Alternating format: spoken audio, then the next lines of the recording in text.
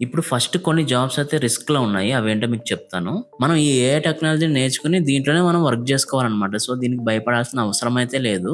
Artificial intelligence మన జాబ్స్‌ని తీసేసుకుంటుందా? లేకపోతే కొత్త జాబ్స్‌ని క్రియేట్ జేస్తుందా? ఈ డౌట్ మీకు కూడా వచ్చిందా? 2025లో ఇది biggest question. Let's break it down. Hi, my name is Prasad. Welcome to lizard YouTube channel. మన ఛానల్‌లో artificial intelligence, cyber security and latest టెక్నాలజీకి సంబంధించిన వీడియోస్, అప్డేట్స్ అన్నీ కూడా ఎప్పటికప్పుడు అయితే రెడీగా ఉంటాయి. మీరు ఒక స్టూడెంట్ అయినా, లేదా వర్కింగ్ ప్రొఫెషనల్ అయినా, లేదా టెక్నాలజీ గురించి ఇంట్రెస్ట్ ఉన్నా కూడా మన ఛానల్ వెంటనే సబ్స్క్రైబ్ చేసుకొని నోటిఫికేషన్ ఆన్ చేసుకుంటే నేను పెట్టే ప్రతి వీడియో కూడా మీకు వచ్చేస్తుంది. ఇప్పుడు క్వశ్చన్ వచ్చేసి ఏఐ మన జాబ్స్‌ని రీప్లేస్ చేస్తుందా? లేదా కొత్త జాబ్స్‌ని క్రియేట్ చేస్తుందా అని చూసుకుంటే, ఇప్పుడు ఫస్ట్ కొన్ని జాబ్స్ అయితే రిస్క్‌లో ఉన్నాయి. అవేంటో మీకు చెప్తాను. AI is already automating some jobs. AI అయితే ఆల్రెడీ కొన్ని జాబ్స్‌ని అయితే ఆటోమేటింగ్ చేసేసింది. అందులో ఫస్ట్‌దైతే customer support like chat bots ఇలాంటివన్నమాట. ఇప్పుడు మనం చూసుకుంటే అమెజాను, జొమాటో ఇలాంటి కొన్ని యాప్స్ చూసుకుంటే కస్టమర్స్ అయితే మనకితో చాట్ చేయరు. చాట్ బోట్సే మనకు చాట్ చేసేస్తాయి. ఆల్రెడీ అందులో ఫ్రీక్వెంట్‌గా అడిగిన క్వెషన్స్ అయితే ఉంటాయన్నమాట. సపోజ్ నా ఆర్డర్ ఎక్కడుంది? ఇంకా ఎంత టైం పడుతుంది?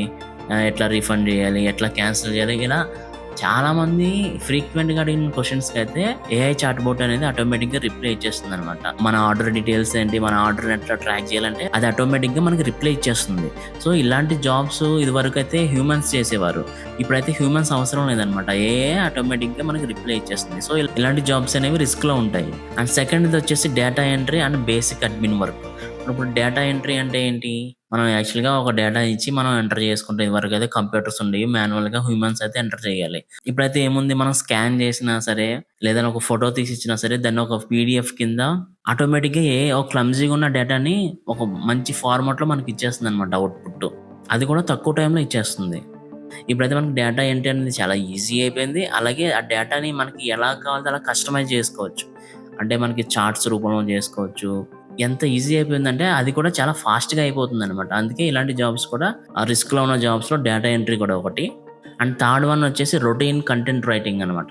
కంటెంట్ రైటింగ్ అంటే రొటీన్‌గా ఉంటదది. ఎప్పుడూ పాత స్టోరీసే, పాత కంటెంటే అట్లా రాయడం వల్ల ఏమైతదంటే ఆ రొటీన్ కంటెంట్ ఉన్న వాళ్ళకి ఇబ్బందయితది.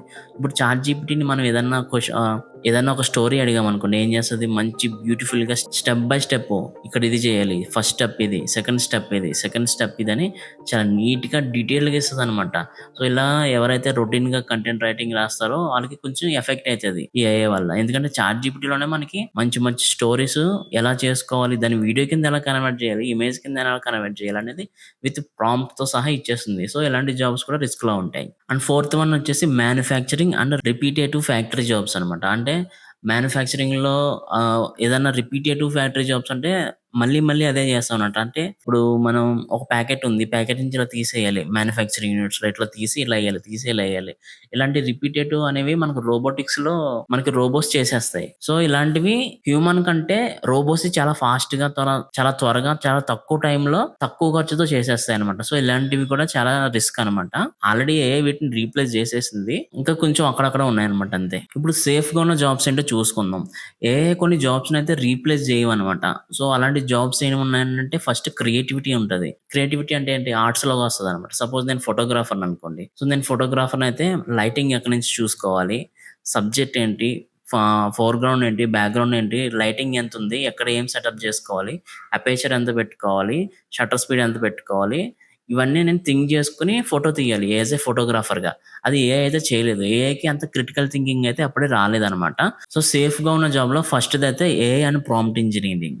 సో, ఏఐ ఇంజినీర్స్ అంటే ఏంటి? ఏఐని డెవలప్ చేయడం. దానికి అంటే deep learning, machine learning, artificial intelligence ఇలాంటివంటాం. డేటా సైంటిస్ట్ ఇలాంటివైతే సేఫ్‌గా ఉన్నాయి. అండ్ సేఫ్‌గా ఉన్న వాటిలో సెకండ్‌దొచ్చేసి cyber security experts. Cyber security అయితే ప్రెజెంట్ చాలా బూమింగ్‌లో ఉంది. మనకి టెక్నాలజీ పెరిగే కొద్దీ ఆ టెక్నాలజీని యూజ్ చేసుకునే హ్యాకర్స్ పెరుగుతారు. మన మీద సైబర్ దాడులు జరుగుతాయి. అలాగే యాస్ వెల్ యాస్ మనం కూడా వాటిని డిఫెండ్ చేస్తామనమాట. అటాకర్స్ టెక్నాలజీని యూజ్ చేసుకొని అటాక్ చేస్తారు. అలాగే డిఫెండ్ చేసేవాళ్ళు కూడా సేమ్ టెక్నాలజీ యూజ్ చేసుకొని డిఫెండ్ చేయొచ్చు. సో, ప్రెజెంట్ సెక్యూరిటీకి సంబంధించిన ఏవి కూడా ఏఐ చేతిలో లేవని నేను అనుకుంటున్నాను. ఎందుకంటే మన వాళ్ళు అంత ఈజీగా తీసుకెళ్ళి ఈ సెక్యూరిటీని అంతా కూడా ఏఐ చేతిలో అయితే ఎవరు పెట్టరు. ఇక్కడ కంపల్సరీ హ్యూమన్ అయితే రిక్వైర్డ్ ఉండాలి. మన క్రిటికల్ థింకింగ్‌కి మనం ఒక సిట్యుయేషన్‌లో మనం థింక్ చేసినట్టుగా ఏఐ థింక్ చేయలేదు. అందుకే సైబర్ సెక్యూరిటీ అయితే సేఫ్ జాబ్ అనమాట. అండ్ థర్డ్ వన్ వచ్చేసి టీచర్స్, ట్రైనర్స్. మనకి స్కూల్‌లో, కాలేజ్‌లో, మనకి ఇన్‌స్టిట్యూట్‌లో మనకి టీచర్స్, ట్రైనర్స్ ఉంటారు. అంటే ఏఐ అసిస్టెంట్ ఒక టీచర్ కింద వచ్చింది గానీ ఆన్‌లైన్‌లో కంపల్సరీ వీళ్ళని రీప్లేస్ అయితే చేయలేదు. ఎందుకంటే ఒక క్లాస్‌లో 30 మెంబర్స్, 40 మెంబర్స్ అలా ఉంటారు. సో, ఒక్కొక్కళ్ళకి ఒక్కోలా అర్థమైతది. ఒక్కొక్కళ్ళు డౌట్ అడుగుతారు. సో, ఇవన్నిటిని కూడా ఏఐ అప్పుడైతే హ్యాండిల్ చేయలేదు. సో, సేఫ్‌గా ఉన్న జాబ్స్‌లో టీచర్స్ అయితే ఒకటి. సేఫ్‌గా ఉన్న జాబ్స్‌లో ఫోర్త్ వన్ వచ్చేసి designers and content creators. So, చాలామంది అనుకుంటారు డిజైనర్స్ ఎక్కడున్నారు? డిజైనర్స్‌కి జాబ్సే లేవు. ఏఐ ఆల్రెడీ డిజైన్ చేసేస్తుంది. చాట్‌జీపీటీకి ఏదైనా ప్రాంప్ట్ ఇస్తే ఆటోమేటిక్‌గా మనకి అవుట్‌పుట్ అనేది వచ్చేస్తుందని అనుకుంటారు.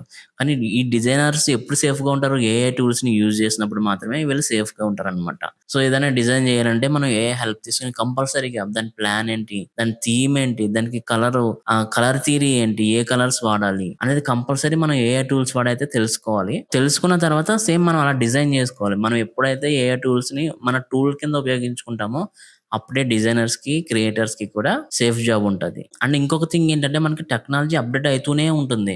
సో, మనకి అంతకుముందు కంప్యూటర్స్ లేవు. కానీ కంప్యూటర్స్ వచ్చినప్పుడు ఏమైంది? దాన్ని నేర్చుకొని చాలామంది ఇప్పుడు సాఫ్ట్‌వేర్ జాబ్స్ అయితే చేస్తున్నారు. అలాగే ఇప్పుడు ఏఐ రివల్యూషన్ వచ్చింది. సో, మనం దీనికి భయపడాల్సిన అవసరమే లేదు. మనం ఈ ఏఐ టెక్నాలజీని నేర్చుకొని దీంట్లోనే మనం వర్క్ చేసుకోవాలనమాట. సో, దీనికి భయపడాల్సిన అవసరం అయితే లేదు. మనం చేయాల్సిందేంటంటే ఏఐకి భయపడడం మానేసి ఏఐని మన అసిస్టెంట్‌గా యూజ్ చేసుకొని మనల్నయితే మనం అప్‌స్కిల్ చేసుకోవాలి. లైక్ ఏంటంటే ఏఐ టూల్స్ ఫర్ ప్రొడక్టివిటీ. మనం ప్రొడక్టివిటీ పెంచుకోవాలంటే ఏం చేయాలనేది ఏఐ టూల్స్ ద్వారా మనం యూజ్ చేసుకోవచ్చనమాట. అలాగే సైబర్ సెక్యూరిటీ బేసిక్స్ ఇట్లాంటివి. అలాగే creative thinking and problem solving అనమాట. ఇదివరకైతే ఒక కోడ్ రాసేవాళ్ళు మధ్యలో ఎక్కడైనా ఆగిపోయారంటే ఆ కోడ్ మళ్ళీ ఏంటనేది చాలా తల కొట్టుకునేవారు. కానీ ఇప్పుడు ఏముంది మనం చాట్‌జీపీటీకి ఇస్తుంటే అందులో ఏమైనా ఇష్యూ ఉంటే రిజాల్వ్ చేసేసి మనకి ఇచ్చేస్తుందనమాట. సో, అలా మనం ఏఐని యూజ్ చేసుకొని మనల్ని మనం అప్‌స్కిల్ చేసుకోవాలి. ఈ వీడియో గురించి మీరేమనుకుంటున్నారు? నేనేదైనా జాబ్స్ మిస్ చేసినా, లేదా సేఫ్‌గా ఉన్న జాబ్స్‌ని ఏమైనా మిస్ చేసినా మీరైతే కామెంట్ చేయండి. అలాగే ఇలాంటి మరిన్ని మంచి వీడియోస్ కోసం నా ఛానెల్‌ని వెంటనే సబ్స్క్రైబ్ చేసుకొని, నోటిఫికేషన్ ఆన్ చేసి పెట్టుకుంటే నేను పెట్టే ప్రతి వీడియో కూడా మీకొస్తుంది. వచ్చే వీడియోలో మళ్ళీ కలుద్దాం. అంతవరకు సెలవు. Signing off.